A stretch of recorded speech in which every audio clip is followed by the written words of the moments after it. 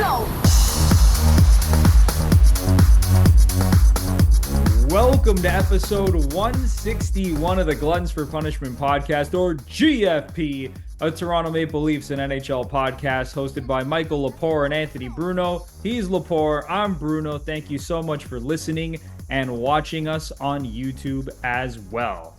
We have hit the break in the NHL season. The Four Nations face-off is right around the corner here. The Leafs enter the break sitting second place in the Atlantic Division behind the Florida Panthers. So we are going to give you our thoughts and opinions on the Leafs through the first 55 games of the season. And then we are going to break down the Four Nations face-off. Canada, USA, Sweden, Finland. We are going to give you our picks and predictions. And we are going to talk a lot about Team Canada, which I'm sure most of our viewers want to hear about. So I promise you want to stay tuned until the very end. But before we get into all that, it is time to officially welcome in my partner in crime, Mr. Michael Lepore. How you doing today, man?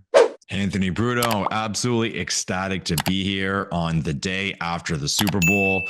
We're not going to spend any time talking about the game because it was a fucking embarrassment. So let's talk about the food. Bruno, what was on the menu at the Bruno house?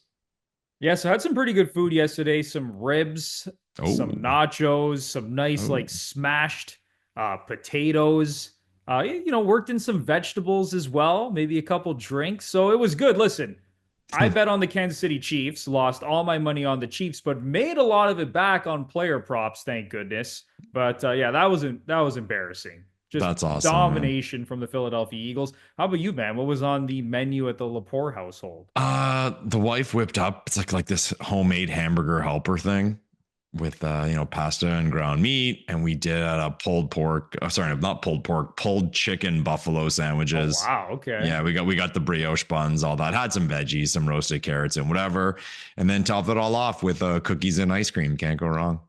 Love it, man. Love it. We take our food seriously here on the GFP podcast. Yeah. Might have something to do with our last names ending in vowels, but here comes when you have two Italian guys doing a podcast, I mean, we could probably do our own food podcast. Yeah, nobody goes hungry at Super Bowl Sunday or the Bruno or the Lepore house. All right, man. Let's get into the hockey now. So before we get into the Four Nations talk, which I'm very excited about, we have to talk about the Leafs.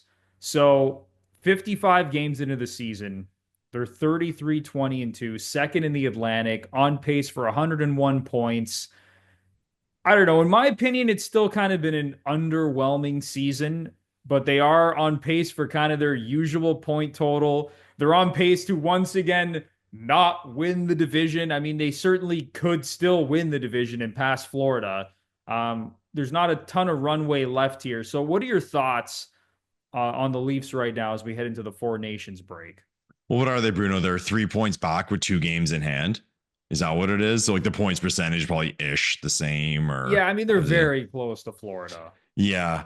It's strange because a lot of the things that are happening this season are kind of par for the course as far as Leafs regular season goes. Like you mentioned the points totals, and there's some things that are really good. There are a lot of things you could circle that we haven't had in the past, and I mean that in a positive way, but at the same time there's some negative stuff.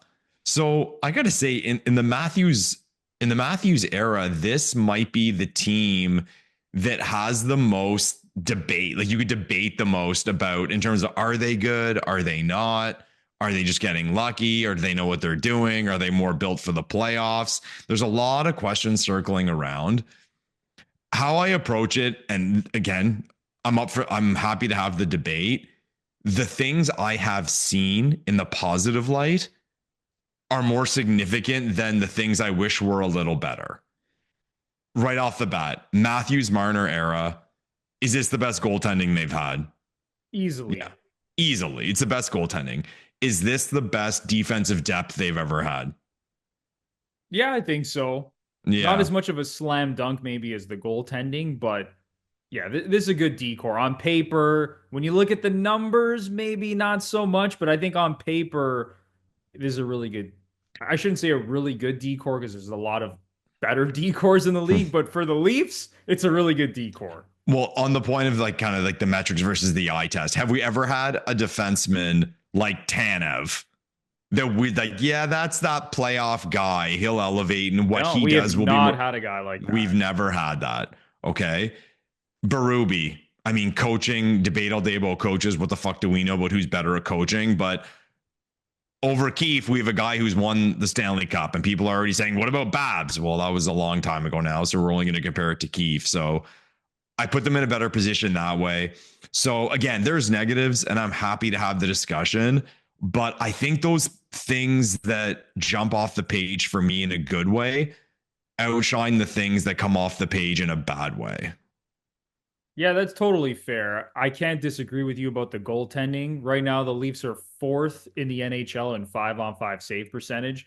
Goaltending, I think, has masked a lot of their defensive issues. And I don't want to really say they have a ton of defensive issues. It's just, you know me, I look at the numbers all the time. The one stat that is glaring to me that I don't like is their expected goals for percentage at 5-on-5. They're 20th in the league in expected goals for percentage at 5-on-5 and 20th in shot attempts percentage at 5-on-5. So that just indicates that they're not controlling play.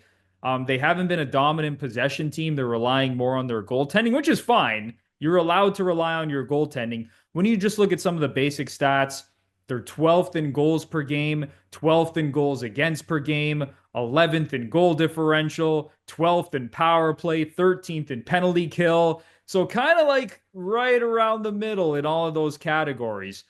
Listen, I am not going to say, I don't believe in this team at all, because I think you could make the argument that they're a little bit more built for the playoffs. But the thing that still concerns me is, are they going to be able to score come playoff time? So I'll tell you what a couple of concerns are for me.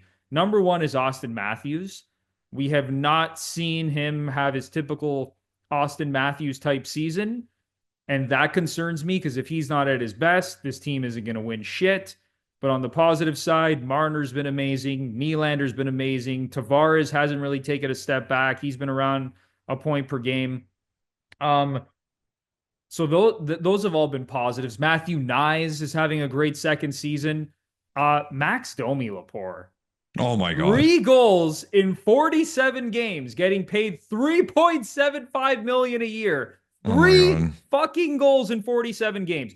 When you're paying a guy just under $4 million and he's providing that kind of production, like, those are the things that hurt. And I don't want to put everything on Max Domi, but that's been like a glaring hole in the lineup. So, I mean, those are kind of my general feelings across the board when it comes to this team. And then one last thought on Craig Berube. I was not a huge fan of his.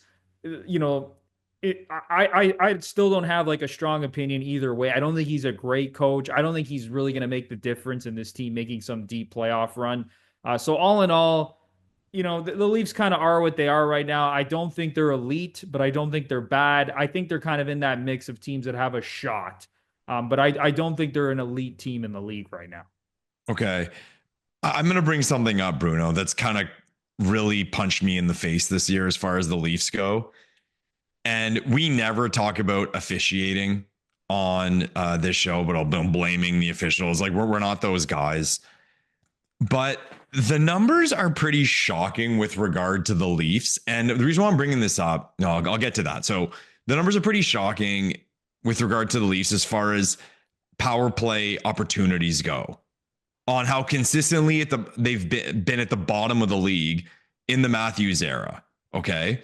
And I've always found that a little confusing, because, well, right off the bat, you would think teams that have more of the puck, more possession, more offensive zone time would get more power plays. So the fact that the Leafs have always been so far in the negative, okay, or just low altogether, and I'll get to that point in a second, is very strange to me, man. It's very strange. And I'm not here saying like, oh, it's fixed or this and that, but you see these tendencies year to year, like certain teams are always at the top, certain teams are always at the bottom. And with the Leafs, and I paid attention to it. So the Leafs were 4 points ahead of the Panthers with, was it 4 points ahead of the Panthers with games in hand, I believe, a few weeks ago. And there was a stretch of 9 games. Okay. In those 9 games, the Leafs got 19 power plays. 4 of them came in that 7-3 shit kicking of the Canadians. Okay. And there was some other stat. That was what it was. Of the 19 penalties taken, okay, 10 of them were either high sticking or tripping. So you have to call those. Like those are all in the face. Yeah, the ref's got to call it, or I guess should be got to call it. And again, I'm not using this to say, oh, the Leafs should be way better. They should get more power plays. What I'm saying is I think that affects the 5-on-5 stats. I really do. Because those people, those of us who have played hockey know the momentum that builds throughout a game. You're getting chances, you're getting opportunities. And even with the Leafs, like they don't get a lot of penalties, a lot of power plays, but they also don't get a lot of penalties called on them. But if it were me, and beyond what the numbers say, if it were me, if I was going into a game, if I'm Toronto, I'd rather have the penalties be 5-5 than 1-1. I want power. If I'm the Leafs, I want power plays. Well, I'll take my shot against their power play. And I find it strange if anyone has an answer for me as to why the Leafs are always at the very bottom, both in power play opportunities and penalties taken, let me know. But I've always found it very, very strange that they're always near the bottom. And like I said, that momentum thing, number one, the power play. Okay, let's get to the power play itself. I'd love to see numbers on which power play opportunities throughout the game are the most successful. Like, and what I mean by that is, okay, a team's first power play, second power play, third power play. Because I would guess, and we'd have to look up, I would guess that the later, like the more power plays you get, the better chance you have to score. Like I would bet the numbers are lower in the first two power plays in the game than say 3, 4, and 5 if you get that many, because now you're kind of humming with it. Right. And just it's math. Eventually, you're going to put one past the goalie. So I think that affects their power play, number one. Number two, it affects their 5-on-5. It's momentum. Teams get momentum off scoring chances. And I find it very, very strange. But what I'm going to put a positive spin on this is, well, they're doing pretty well in games where they are shorthanded more than they receive power plays. So that could happen in the playoffs, and just low penalty games altogether are what the playoffs are. So I'm kind of hoping it could end up being a positive thing. Right now at the break, the Leafs sit 21st in the league in power play opportunities per game. Okay. Another really good team that's at the bottom of these ranks, Edmonton, 26th in the league in power play opportunities per game. You know who's number one in the NHL in power play opportunities per game? I do, Bruno. The fucking Ottawa Senators. The Ottawa Senators. And they've been at the top of the league for the last like 3 or 4 years. Give me a fucking break. And they're ahead of like Boston's second, and like they're ahead by quite a bit. Yes. Like, it's actually wild, the gap between Ottawa and Boston. Yes. In terms of power play opportunities per game. So yeah, pretty insane. I think you're kind of onto something there. I'd have to look into more of the numbers. But yeah, it's just wild how year after year, the Leafs, as talented as they are, and even Edmonton for that matter, how they're not getting more power play opportunities with all the skill they have and all the penalties theoretically that they should be drawing, right? With how much they have the puck. So yeah, it's something I'd have to dig into a little bit more. Before we move on to the Four Nations, give me a quick answer on this. Do you think the Leafs are going to win the Atlantic Division? Only yes. 27 games left to. Oh, wow. That was a snap yes. Yeah. You think they're going to win the division? Yeah, I think they're going to win the division. Okay. I've been back and forth. It's going to come down to, it's going to come between them, Tampa, Florida. I think it's going to come down to a few points. So whatever, if I'm wrong, I'm wrong. But I feel good about it. I'm going to go Leafs don't win the division again, as per Okay. usual, which is going to be very depressing because they never win this division unless it's the Canadian division like it was during COVID. Yeah, that worked out well for us that season. It's time for a quick break for a word about Manscaped. All right, fellas, it's time to talk about personal grooming. Grooming isn't just about looking good. It's about feeling good. And then, of course, about playing good. Whether you're suiting up for a big meeting, gearing up for a date, or just tackling the day, the right tools make all the difference. Take care of your skin and skip the cuts and irritation. Meet the Beard and Balls Bundle from Manscaped, your all-in-one grooming solution to keep you polished from head to toe, or more precisely, from beard to balls. Lepore, Manscaped, just never disappoints. Yeah, I'm not quite sure what meeting you have to go into where your beard and your balls need to be clean, but hey, whatever you got to do to close the deal, you got to do to close the deal. Manscaped.com, GFP 20% off and free shipping. Don't forget it, everyone. Yes, make sure if you are going to buy any Manscaped products to use our exclusive code GFP20 for 20% off and free shipping at manscaped.com. So once again, head to manscaped.com for 20% off and free shipping using our exclusive code GFP20. All right, let's move on now to the Four Nations face-off. It's time to talk about the big tournament. There's been people, I've been seeing comments on social media, people being like, screw this tournament. It's a fake tournament. Listen, just wait until Saturday, February 15th when Canada and USA play at 8 p.m. Eastern time. That is going to be like the most highly anticipated game maybe in like 10 years. So all the people saying, screw this tournament, I want to see what you think when it's Canada, USA on Saturday night. All right, so let's set the stage here. There's only 4 teams competing in the tournament: Canada, USA, Finland, Sweden. They're going to play a round robin. You get 3 points for a regulation win, 2 points for an overtime or shootout win, 1 point for an overtime or shootout loss, and 0 points for a regulation loss. This is going to be a quick tournament.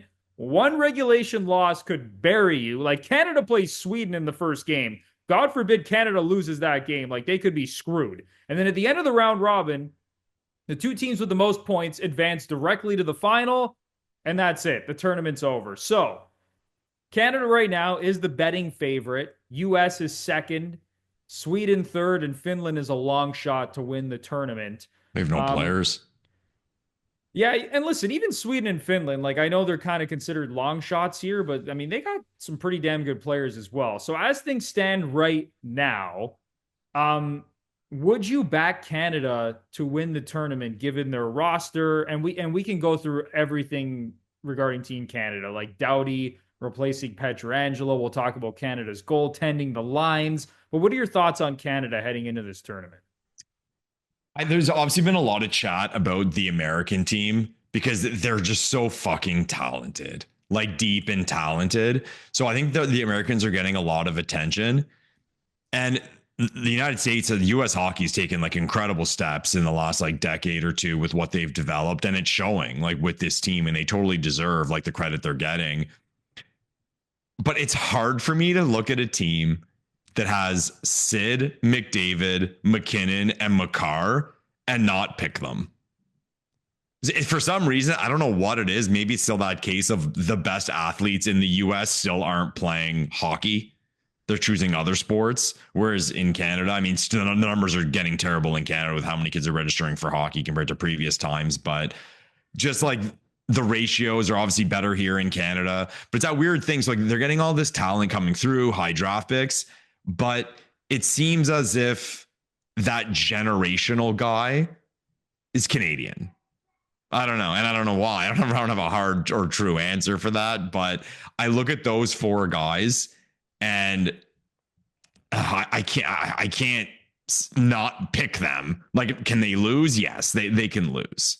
Christ. Like, of course, anything can happen. That USA team's amazing. And so are the Swedes.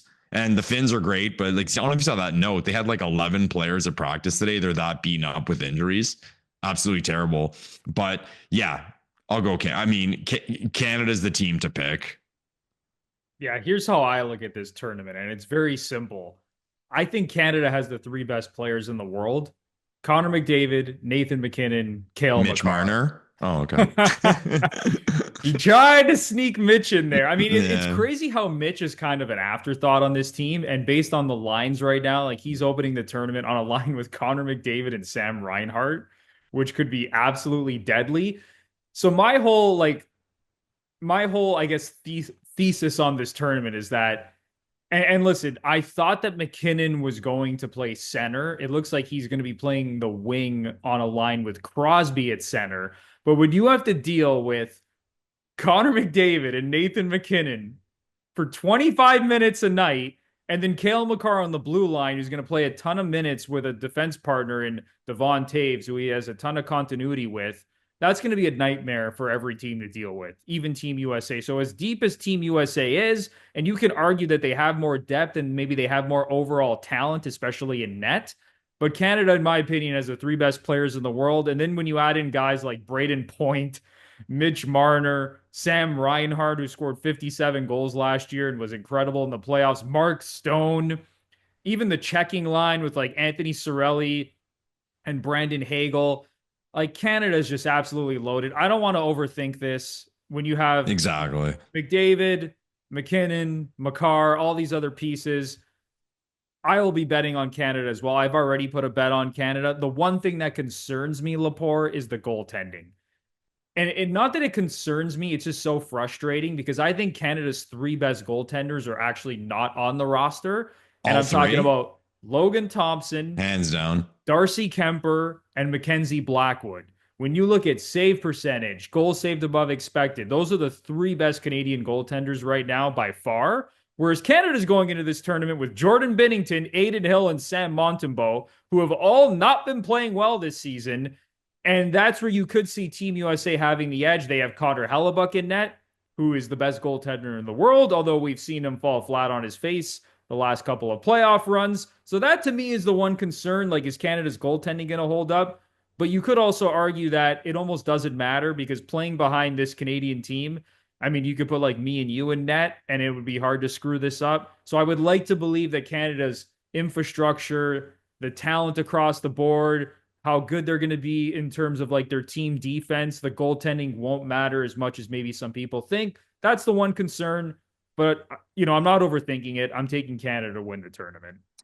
Did you hear that rumor about Logan Thompson, why he was left off the team? I have not. Apparently, some of the coaching staff has connections with him during his time in Vegas.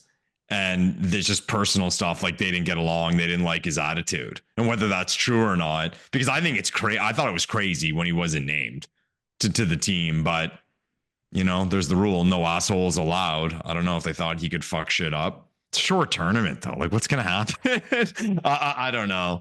But then again, if they knew he wasn't going to be the starter or whatever was going through their heads, or I just hope it's not one of those things. And we saw it with the World Junior team, and we've seen it with Canadian teams of the past that weren't successful. There was arrogance in selecting the team, almost like it doesn't matter. Overthink it. Yeah, it doesn't matter who we pick. No, it does. And like the 06 team is like the ultimate example in Torino. But yeah, well, you said you bet on Canada. What are the odds on Canada winning this thing? And then we might as well go over all the teams, I guess. Yeah, so right now at Pinnacle, Canada is plus 145. When I actually put the bet down on Canada, like there were better numbers out there, and you can probably look for something around like plus 160. Like I think I put a bet on them at like plus 165. The odds have kind of shifted a little bit now that the lines have come out today and some of the injury news has come down. Like some of the betting lines have shifted, but Canada's at plus 145, USA at plus 150, Sweden at plus 440, and Finland at plus 950. So really it's a two-horse race here between Canada and the US. The odds would tell you that like 39% of the time, like Canada will win the tournament, and kind of the same range, 38 or 39% of the time, the US will win the tournament. So that's where things are sitting right now. I think at one point I saw the Swedes at like 5 or 6 to 1, maybe like a month or two ago. I was like, that's tempting.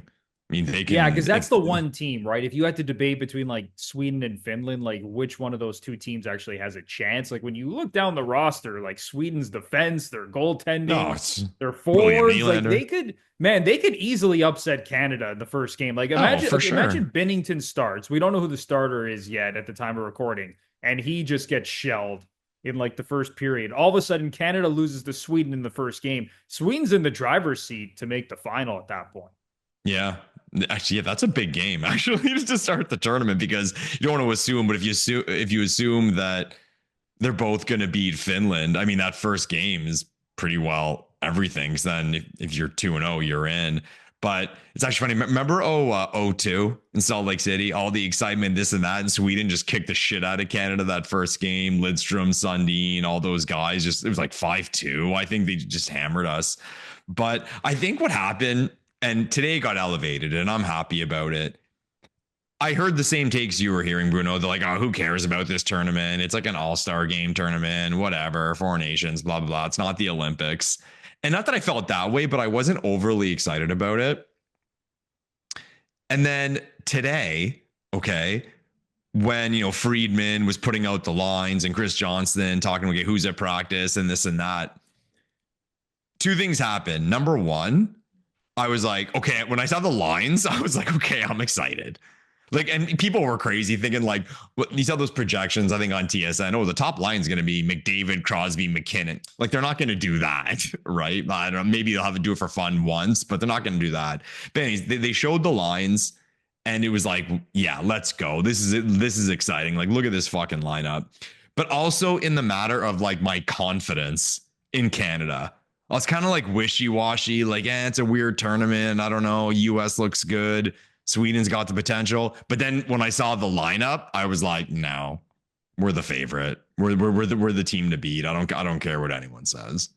Yeah, and honestly, I'm going to call it everyone. Like, you are so full of shit if you're telling me you don't care about this tournament, because there's going to be no NHL hockey for the next 8 to 10 days. And like I said, it's going to be Canada USA on Saturday night, which might be the most highly anticipated game of the last like 10 years in international hockey. Is that game in Montreal? Yeah, right. I believe it's in Montreal. I could be wrong. Okay. I think the final's in Boston though. I think I heard that. I believe the final is in Boston. But okay, man, that Canada USA game, there's going to be a ton on the line in that game, because who knows, right? Like, if Canada gets upset by Sweden in game one, all of a sudden they're facing a must-win situation against the US in that game. Like, yeah, this tournament's going to be wild. One regulation loss could completely sink your chances here. And another thing, like John Cooper, I have so much faith in John Cooper to press the right buttons. Like, he's probably the best coach in the NHL, and I just have so much faith in him to make adjustments, put the right guys out, get the matchups correct, pick the right goaltender, which I'm a little bit scared about here.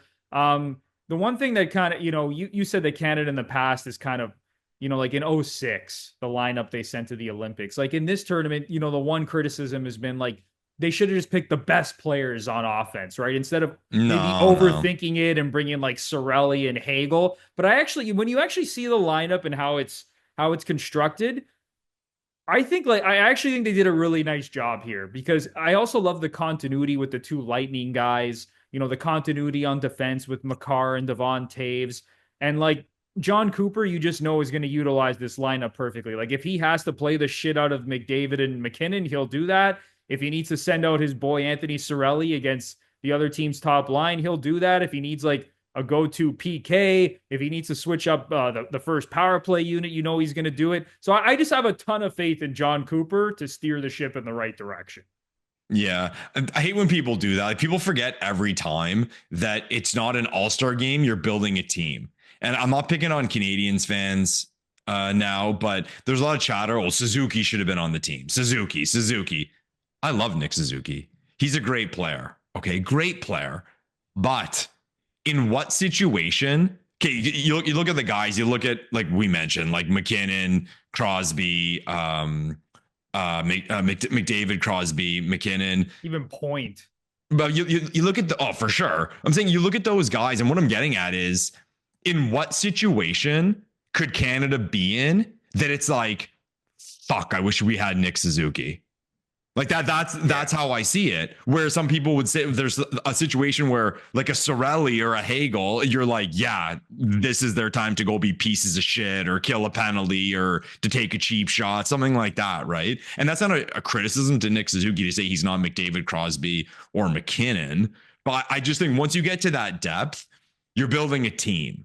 And that's why, like, my favorite Canada team of all time is 2002 in Salt Lake City, because they had fucking Neuendijk, Fleury, Lindros, Ryan Smith at the bottom of the lineup. Those guys were awesome, man. A big, tall, heavy D.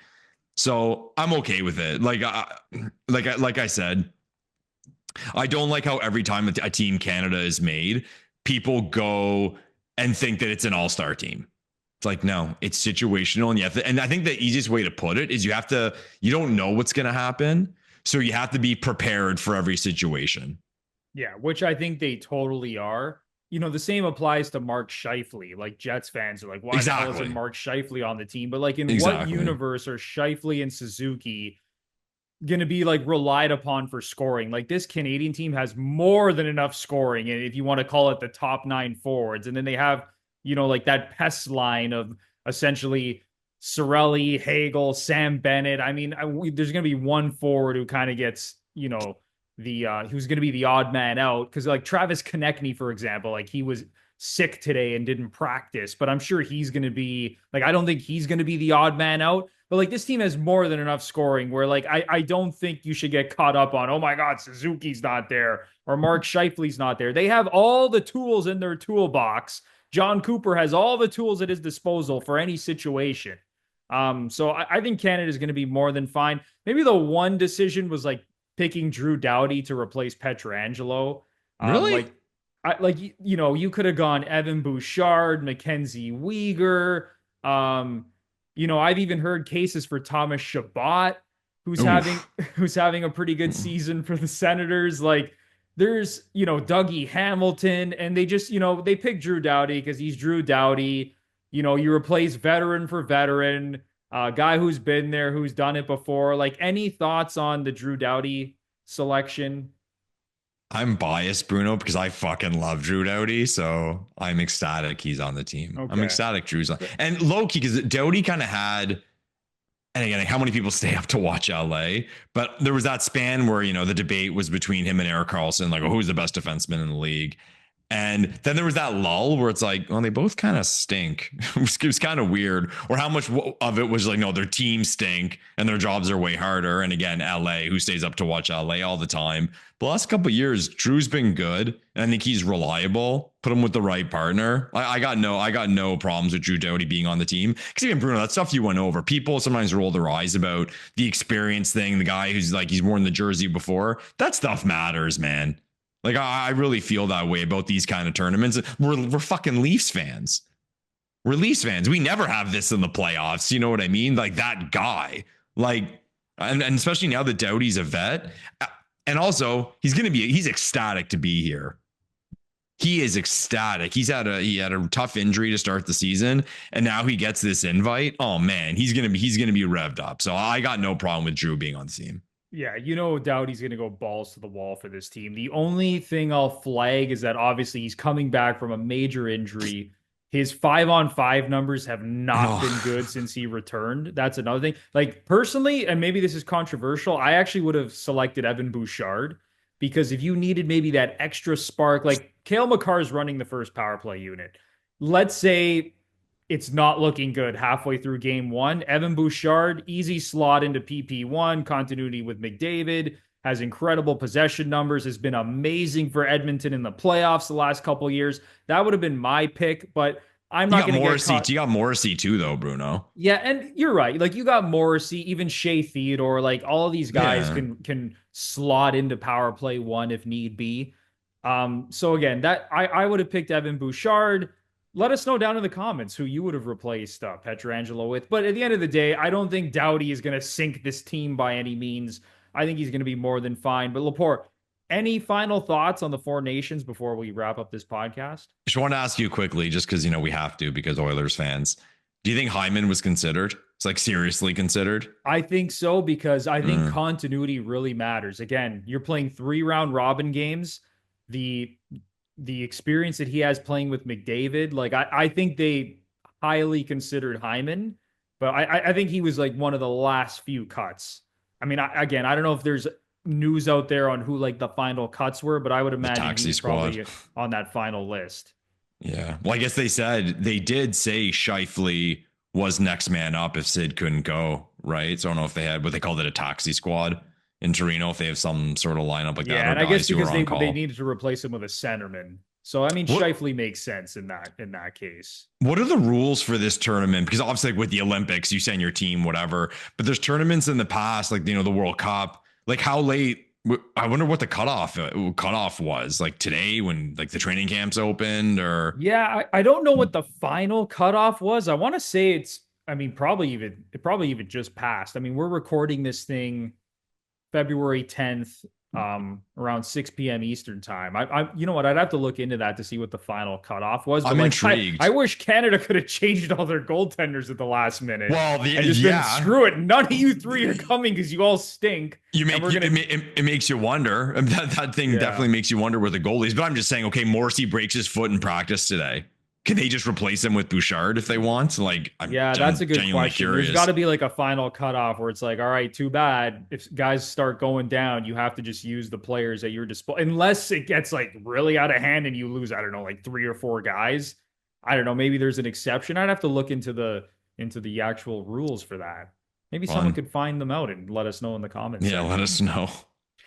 All right. Well, that is going to do it for episode 161 of the Gluttons For Punishment Podcast, or GFP, a Toronto Maple Leafs and NHL podcast hosted by Michael Lepore and Anthony Bruno. So you heard it here first.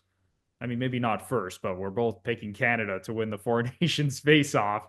Shocker.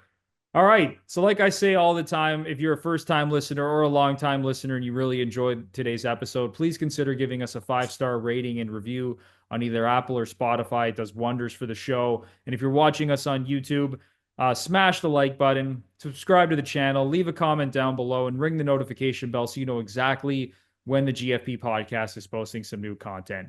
So for Michael Lepore, I'm Anthony Bruno. Enjoy the Four Nations face-off. Can't wait for it. Go Canada, go! And we will chat very, very soon. Thanks, everyone.